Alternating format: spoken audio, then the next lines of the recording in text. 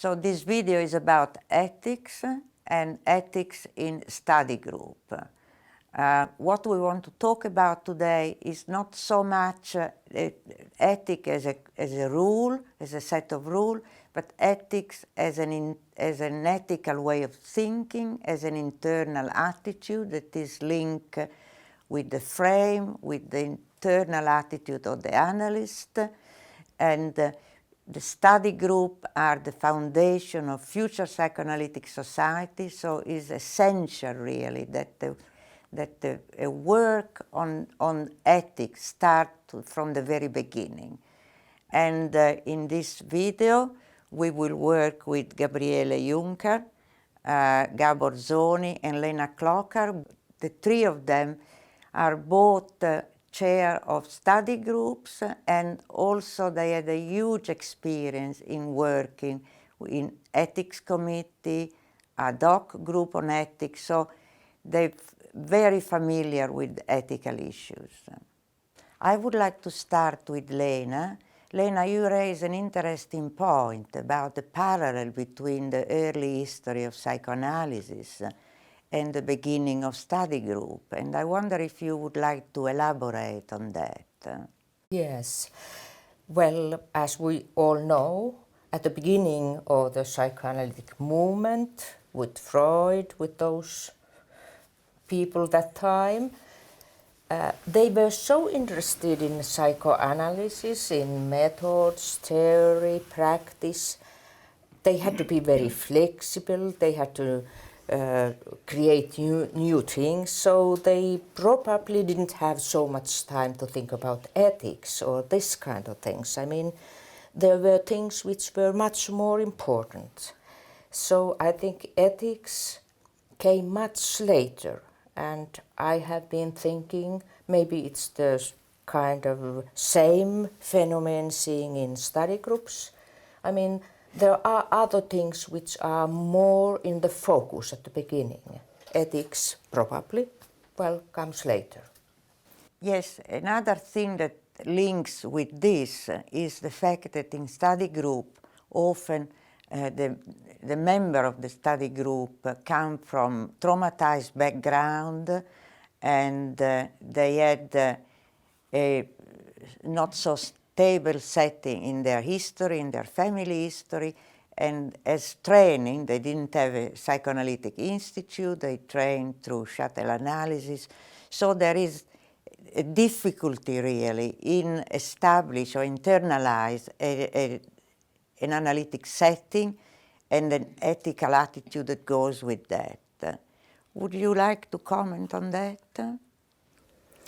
Well, I would like to get connected a bit with what Lena told about the early history of, because they had their ethics taken from medical practice, what they had, and through the method there came in a very new level of ethical questions which comes from the technique itself. And I think that those who are studying, are becoming psychoanalysts in new groups or in old ones, have also to go through this process to get to a further level of ethical points connected with technique.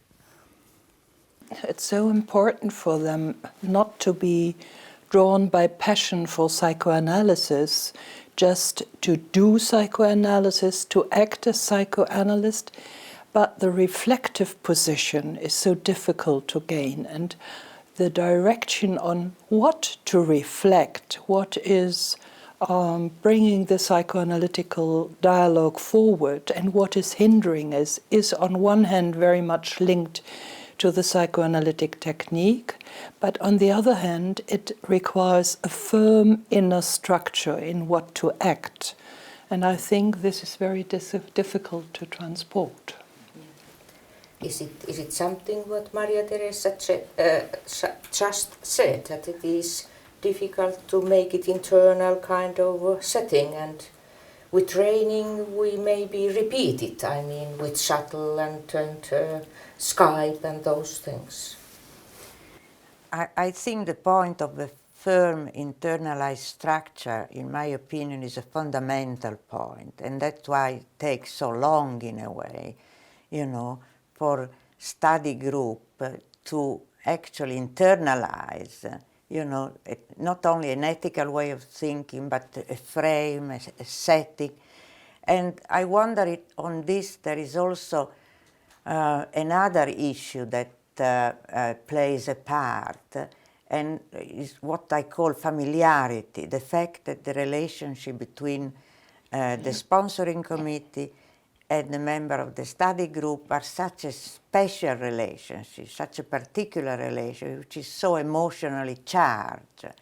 And in this emotionally charged, enthusiastic climate of the beginning, you know, sometimes it has got an effect on boundaries, on the frame. And I wonder what your experience is on this. I think there are 2 points. One of them is the general problem of for the study groups, that this process you were speaking about goes parallel. So they're all individually and all together have to go through this internalization process of the analytic stance. While in other societies, there is already a group of people who already has internalized this stance. And then when the sponsoring committee comes, has to face also somehow and assess somehow on which level or where they are in that respect, also going through the internalization of ethical, technical or general ethical points, I mean. I think that is such an important point because in a way we are talking about, you know, developing psychoanalysis where a psychoanalytic culture is not developed yet. And so we are facing all sort of issue connected with that. And the ethical attitude is part of that scenario.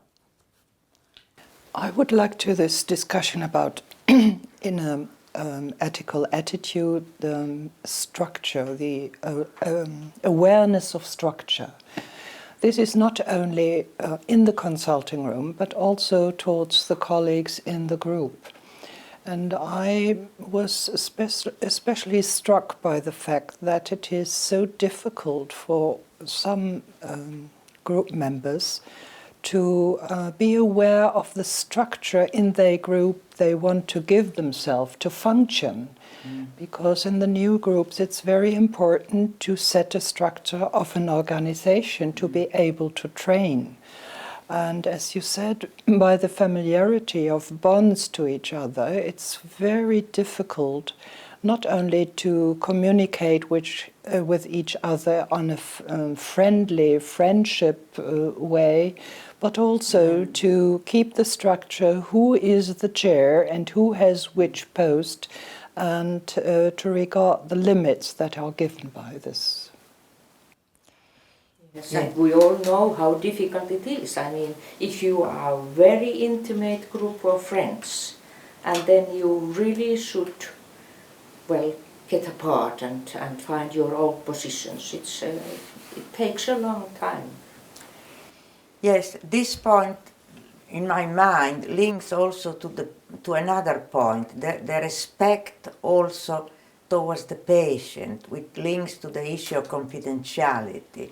Because very often we found that clinical material is just sent around in groups, not disguised, with all details, personal detail about the patient, or now with the internet email.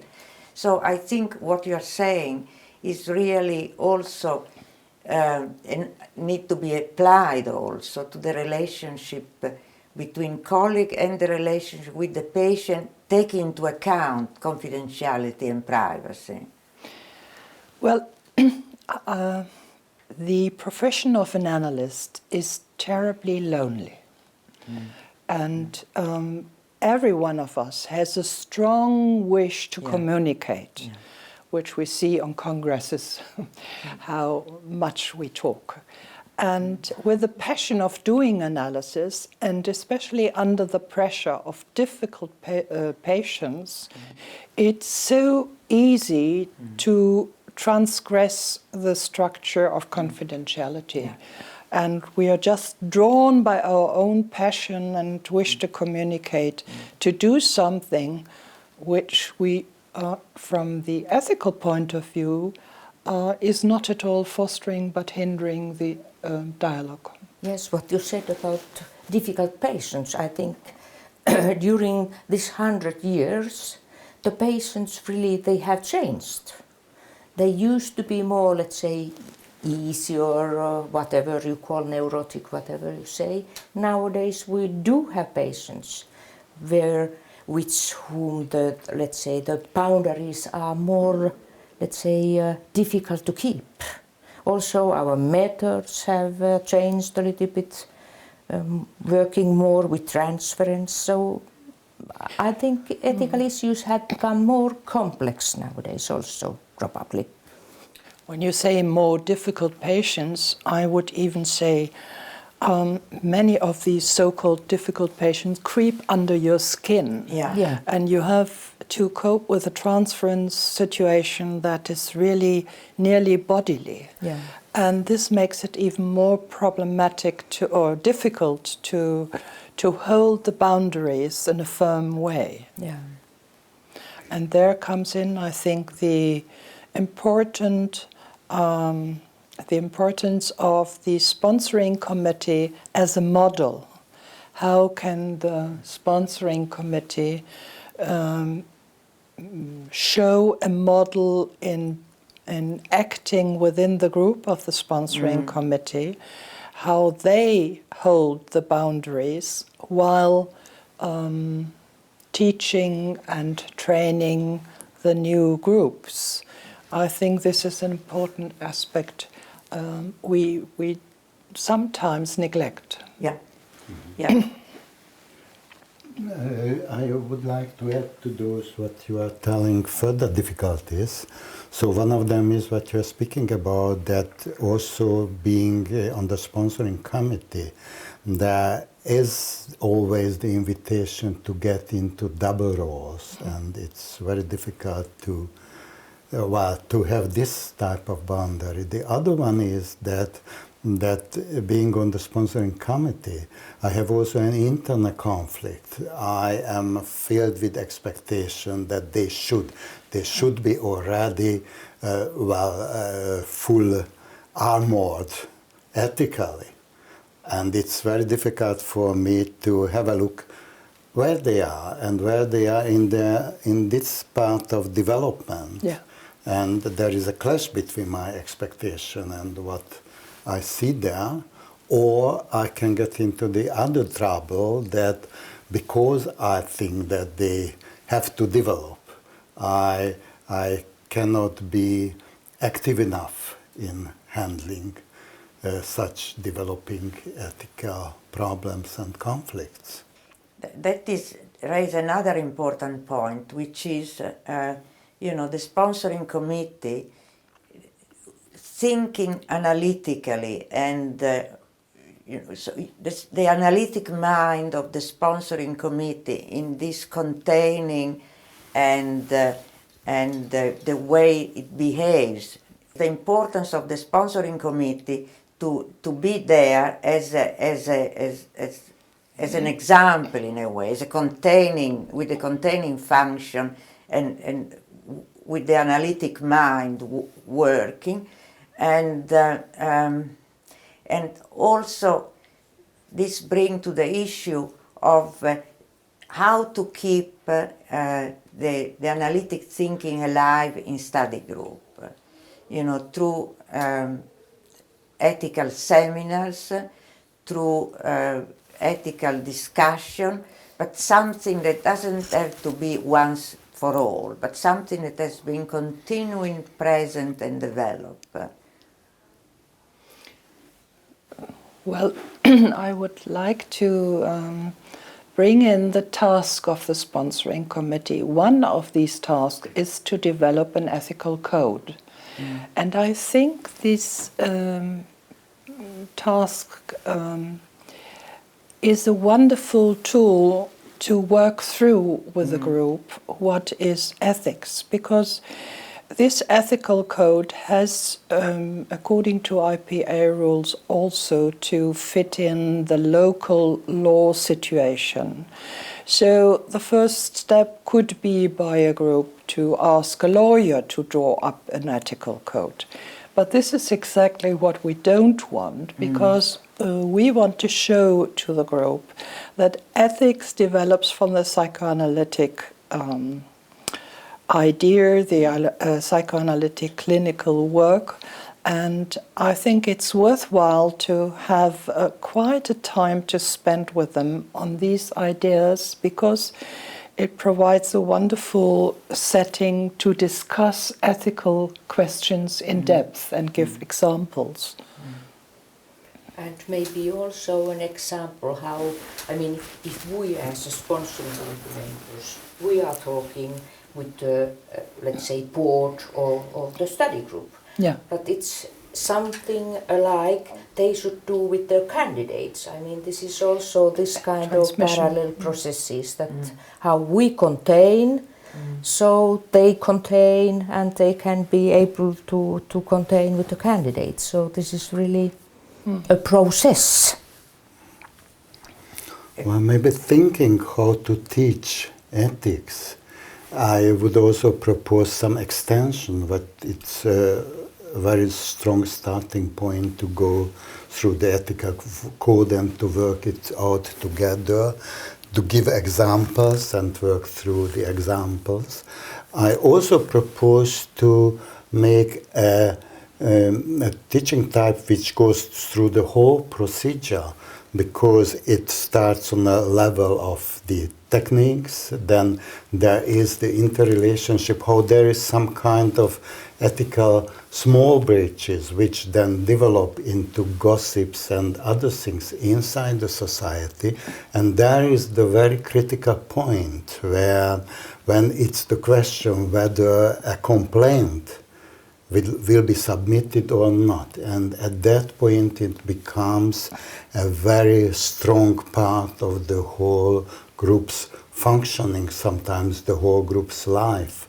And then my proposal is to make such examples in which you can go step by step through this development, the explosion of an ethical problem, just into ethical complaint and into the ethical procedure, because people do not have experience to work with ethical procedures up until to the end, how it can be solved or cannot be solved.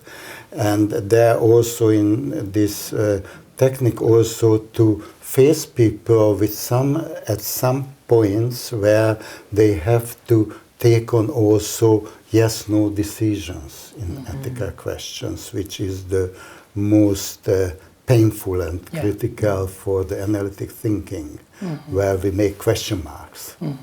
And also, I think decisions. I think it's so important to know at which point the sponsoring committees actually have to call for IPA ethical committee, because Can I clarify that? Because a study group, the study group worked through, as you said, writing down an ethical code, but each ethical complaint cannot be dealt by the study group and has to go to the IPA ethics committee. Yeah. But Gabor, what were you saying? So you're saying that really is important also to teach or to work through, so that it's very clear to the colleague of the study group this progression from a minor boundary violation, how this can escalate, what Gabor called the slippery slope, to a major thing. So they've got a scenario really of what Well, yes, but because at that point we are already in the organizational dynamics as well, and in the what you mentioned at the beginning, that there somehow a culture of the group, an analytic culture develops or not, and how really personal people, because in our heads we have a lot of so should be and how and has to and have to, but not as much what we really feel and really act when we get into such situations, and to model such situations in their shared learning process for the group could be important. I would like to add that I meet again and again a big anxiety linked to ethics. Because mainly ethics are represented as, oh, you are not allowed to do that. And this we referred already to a non-internalized attitude, but an externalized setting of laws.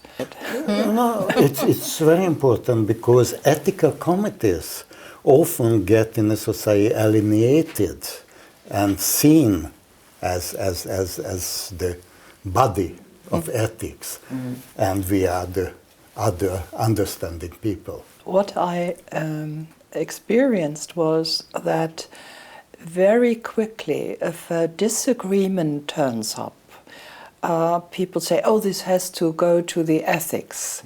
And I find it so important to convey to the group that disagreement is not ethics, but disagreement is something that can be worked through and mediated between different parties. And up to the final step for exclusion of a member for ethical reasons of the group, this is a long way to go. So I think it's important to alert the group to a very minor problems that can be held and dealt in within the group and not even called ethical problems. Yeah. That brings to mind something else which I think is important, that sometimes an ethical issue is a symptom of a dysfunction in the group. And sometimes you find that the weak member of the group become the symptom of something that really didn't function, is not functioning in the organization and in the group. So I think it's very important to see the ethical, whatever ethical transgression is brought up in the context of how the group is working before, targeting. It is such a easy, way to target someone rather than looking at the group functioning. Well, you are right, but there is also, of course, often the opposite development, that very destructively ethical problems are covered and covered and covered, and it's also very difficult. So if you raise the question that if your friend does this, what would you do? If your very close colleague, what would you do? And then it turns out how difficult it is to also to face each other with what we think problematic in our behavior. Well, this raises another issue, which is how ethical issues are covered up. And we find this all the time. We get a wonderful report in which everything is fine, and then one discovers that there are ethical issues that goes back in the history of the group that have got huge repercussion really on the functioning of the group, but have been covered up. Yeah, but I think this is also part of, let's say, history of the study group and history of the sponsoring committee.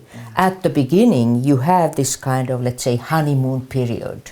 You are so enthusiastic to start all kind of things. You don't see certain things.